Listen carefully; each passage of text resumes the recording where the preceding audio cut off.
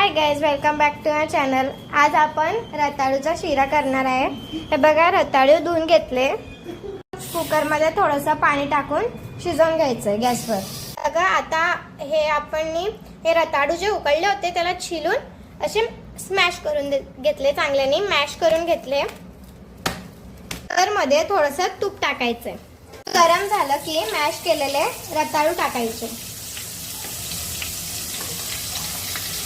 याच्यात दूध टाकायचंय, त्याला मॅश करायचंय। हे बघा, हे चांगल्या प्रकारे असं झालंय। आता याच्यात आपल्याला थोडीशी साखर टाकायची, एक वाटी साखर टाकायची। 1 वाटी साखर टाकायची।